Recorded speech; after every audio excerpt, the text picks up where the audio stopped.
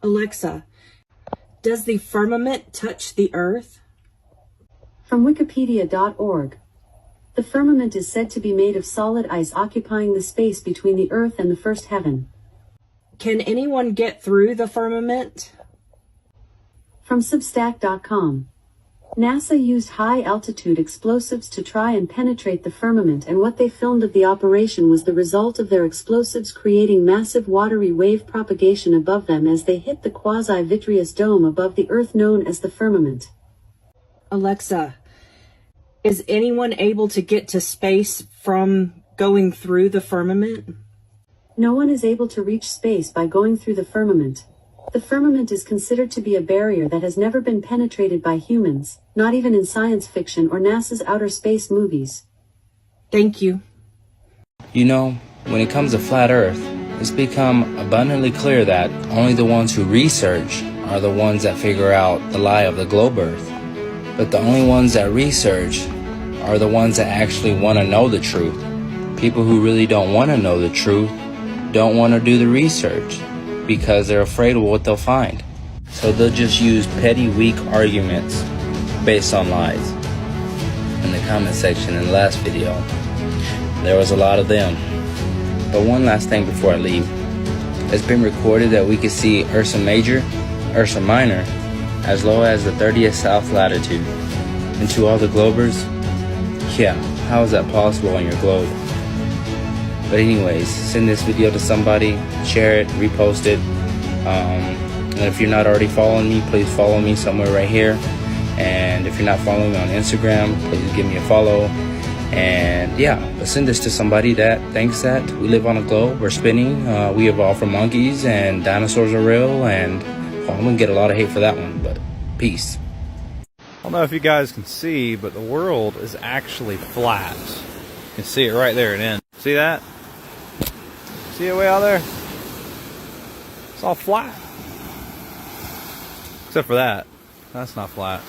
I just figured this out. Earth is code for ether.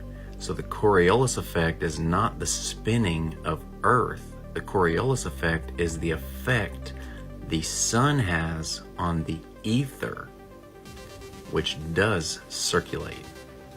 Just like when a boat goes through water and it makes little whirlpools to the side where the wake goes, that's what the ether does. When the small local sun passes through the atmosphere, it affects the ether, and on either side it sends swirls of solar energy out. That's the Coriolis effect. So they tell us the Coriolis effect is the measure of Earth's spin. It's the measure of the ether spin. They tricked us. So we know these videos are real because there's bubbles floating around in space. And the International Space Station is located in the Gulf of Mexico, underwater. So they do all of their practicing to go to space underwater. That's how we know these videos are real. Just look at those little tiny bubbles floating around in the empty vacuum of space. Pretty crazy, isn't it? Oh, there's another one. There's another one. It just keeps going, folks. If you're in an empty vacuum, one, how is the rocket propelling off of anything in an empty vacuum?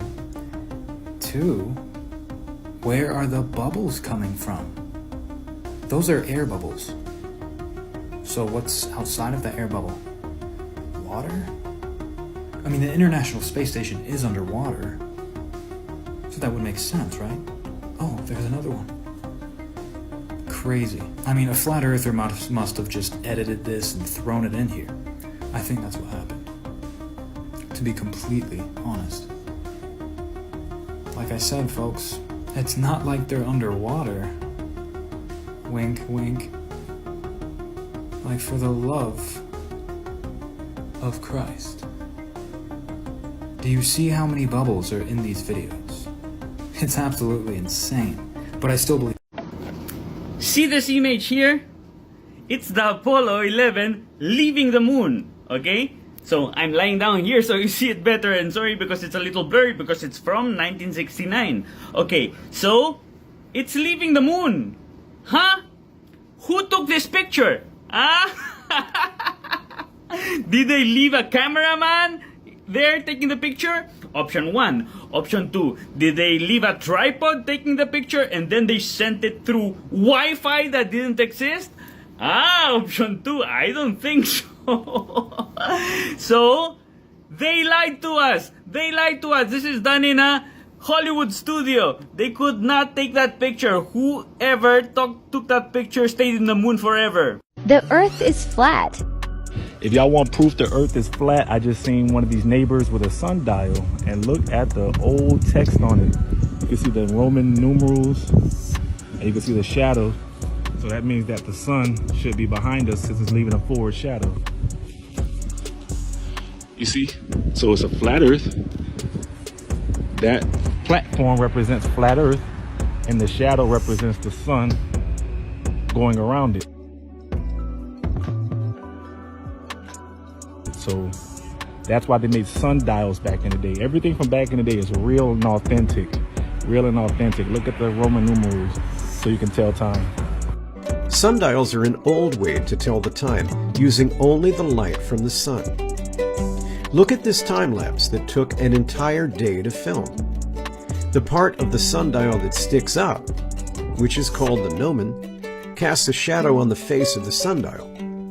When the sun rises in the east, the shadow goes to the left of the gnomon. As the sun crosses the sky to the west, where it sets, the shadow moves across the face of the sundial, crossing the numbers as it goes. And that is what you use to tell the time. Of course, the sundial does not move at all. In fact,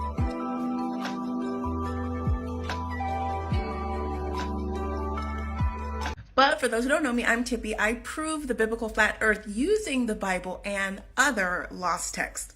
And despite my page being a Christian page, people are pretty much perplexed as to why I use the Bible. They're like, that book is fake. It's not a history book. It was written by man. I'm like, who else is going to write a book? People back then didn't even know anything about science. God invented science. Plus, the people then were far more in tune with the Creator than we are today. So yeah, I think they knew. But I've digressed. If I can't use the Bible, which is supposedly fake, then why, oh why, are you, sir, considering planets, which are named after Greek or Norse gods, and one of them just so happens to be called Uranus. And the days of the weeks, Greek gods. Oh, and that blue marble on Google Earth, it's CGI. So what team are you on? Team Marble or Team Bible? Nick, can you believe that? Oh my god. Oh my god. That's the weirdest sunset ever. I've never seen it do that before. It's like it looks like a Lego pieces. It's just sitting in the water. It's a layer of fog. Are you kidding me? It looks like a pyramid. The Earth is flat. It looks fake. Closer too, isn't it? Whoa! When the weather's really dry, the glare goes away, and you can see like the circle of the sun. Why is it setting on the water? It looks like it's digital. Yeah, it looks digital. Okay. It looks like Like a Pac-Man or something. Intergalactic car. Intergalactic. There it goes. Wow. That's so weird. Intergalactic, planetary. Oh, Richard's taking a picture. Intergalactic. Wait, no, it looks like a boat. No one lose their Wait, car. green flash, guys. We're gonna see it because it was so pink. It's not clear enough. Do you guys? The green flash exists, but it's only because when your eyes don't see that red, that orangey pink, it replaces it with the opposite on the color spectrum, which is green. That's why you see green flash. I can see it happening right now. Yeah, you'll see a green flash because it's gonna disappear and then you'll see a green flash. That's so You see the green? weird. I don't see green. I see it. I don't see the When you just stare at it. The natural design in nature all falls in line with the torus, which is basically a donut. Have you ever heard that your eyes are the window to your soul? Well, what's the shape of your eye? It's a torus. You'll soon realize that we see this everywhere. Even the words that come out of our mouth all fall in line with the torus. We have an electromagnetic field that radiates around us, same shape. And it actually changes when we have fear versus when we have love. Fear, it creates a lower frequency, it lowers the immune function, and it creates disorder. Versus love, it's a higher frequency, creates order, and strengthens the immune system. Now, does it make a little more sense when they told you to stay 6 feet away when the whole world shut down a few years ago? We also see this everywhere in nature.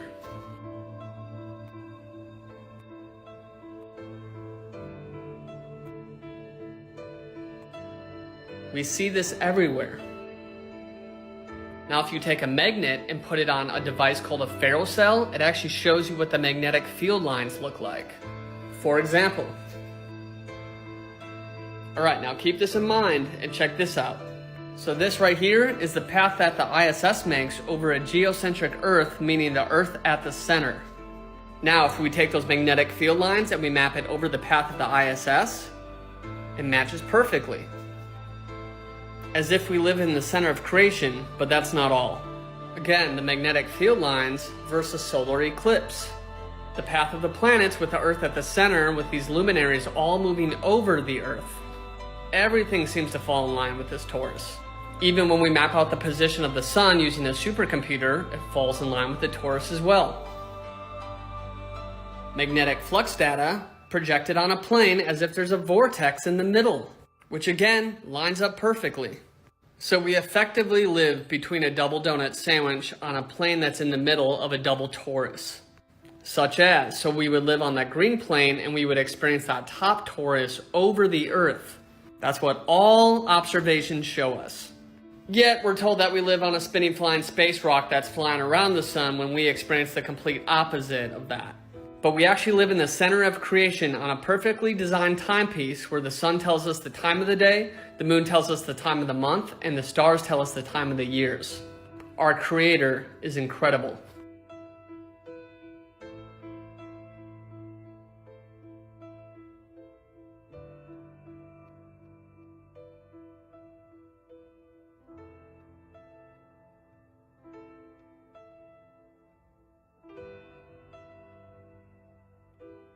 What up, fam? This is Francois Gabert, probably butchered that, and he won the 2012-2013 Vendée Globe Race in 78 days, 2 hours, and 16 minutes. But here's the crazy part.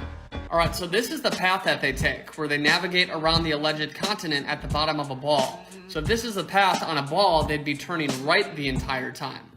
But on a flat Earth, they'd be turning left the entire time. So let's listen to what the man has to say himself. Et un tour du monde en bateau, c'est très très simple. Hein. Oui. On descend l'Atlantique, on tourne à gauche à chaque fois, et puis on tourne. Comme si on faisait le tour d'un lotissement. Enfin, je veux dire, il faut toujours tourner à gauche. Si on hésite à un moment donné, il faut tourner à gauche. Il faut toujours tourner à gauche. Il faut toujours tourner à gauche. Il faut toujours tourner à gauche. From the man himself, you must always turn left. Doesn't work on a ball. L'Atlantique, on tourne. For those that don't know, Antarctica has the highest average elevation on Earth because it contains all of our water. So here you go. Antarctica surrounds all of the water. We effectively live in a giant pond, and all of these land masses is what we call Earth. Sorry, Globies, Earth is flat. So I have a question for you. How is it that if we're rotating through space with absolutely no direction, that we have never seen a shooting star come up from underneath us and shoot across the sky upward? Aleister Crowley was raised in a Christian household and he hated every single minute of it. He grew up to be an occultist and a ceremonial magician. Aleister Crowley had a huge influence on Satanism, but he actually made his own religion called Thelema. Thelema was a combination of philosophy, magic, and religious beliefs. Thelema on the surface seemed to teach that you should find your destiny and your purpose and you should follow your own will. And many of you might recognize following your own will from Satanism, do as thou wilt. Thelema is said to actually mean the word will in Greek. Aleister Crowley was quite the traveler, and he ended up traveling to Egypt where he summoned a demon. It is very important to note that he was in Egypt while summoning this demon. After summoning this demon, he ended up writing a book. I'm not sure if he wrote the book while channeling the demon or if he wrote it after. Either way, the book was demonically influenced by the demon that he summoned and channeled while in Egypt. This demon spoke a religion to him, basically, and named 3 gods that are in charge of the whole world. I downloaded this book and I read it, and it was eerily similar to the Emerald Tablets. You don't know what the Emerald Tablets are. They are tablets that are said to be like 36,000 years old, written by an Egyptian god named Thoth, or Egyptian demon named Thoth. The Emerald Tablets also name 3 Egyptian gods who were in charge of the whole world. Christian Gnosticism actually teaches that the 3 gods from the Emerald Tablets are the same 3 gods that were running the show during the Old Testament times of the Bible, and that things got twisted along the way, and we ended up with the story of having the 1 god, while in reality we have 3. Do I buy into this? No, I do not, but it's a thing. It's a thing that people say. So the concept of having 3 gods running the show is an ancient Egyptian concept. It's a concept that is put forth from the Emerald Tablets, and also a concept put forth from the demon that Aleister Crowley summoned and then wrote religious texts from. People who follow the Emerald Tablets typically are people who are also really interested in the story of the Anunnaki, which essentially is a story of extraterrestrials, or in more simplistic terms, aliens. But why does any of this matter? Why does Egypt matter? Why does it matter that he was in Egypt? Why does it matter that these gods are ancient Egyptian gods? And what do the aliens have to do with anything? Well, I'm so glad you asked. Haven't you noticed that Hollywood is super obsessed with Egyptian culture? Celebrity after celebrity after celebrity after celebrity. Even the Pope?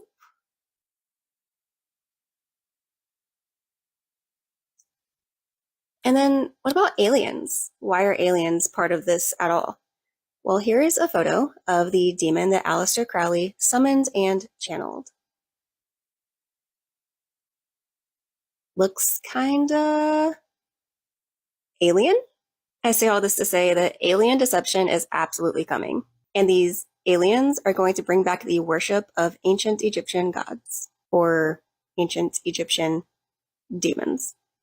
Be spiritually prepared. Aliens are demons, and demons lie. I actually got a library card recently and checked out this book called The Return of the Gods. It is by Jonathan Cahn. I guess that's how you say it. I have not read it yet. I've just thumbed through it. And so far, it's basically exactly what I just told you. The return of the ancient gods, the return of the open, bold, in-your-face worship of the ancient gods. I think it's very important that you guys look up how the ancient gods were worshipped. Thank you. That's all. Have a great day.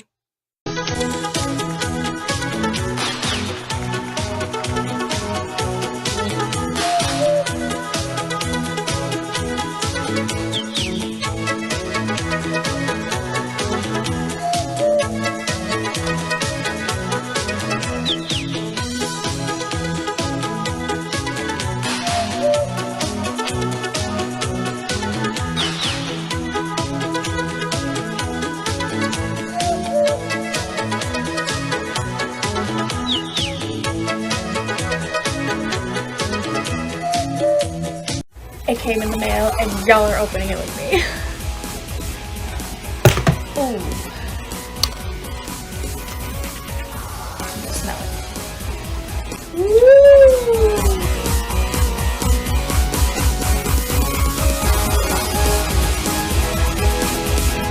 Here we go. The Flat Earth map dates back over 1,000 years. This map is credited to being created by a Persian astronomer. His name was Al-Biruni, and he lived between 973 AD to 1048 AD. It's the official map of the United Nations and also the United States Geological Survey. It used to be present in many places before the creation of NASA and the Antarctic Treaty in 1959. Here you see it with Admiral Byrd. This map has been restored by Dmitry from Russia with suggestions of mine, Idialenkar. Known by my YouTube channel Flat Earth Banjo, I asked Dmitry to include the Bermuda Triangle and Point Nemo, a place deep in the Pacific where NASA buries rockets. Then Robert Tozzi, a professional mapmaker, came along and enhanced the map even more. There are many people now selling this map online, but if you could order it from my online store, I would greatly appreciate it. Visit my online store now and order one of the items. I humbly thank you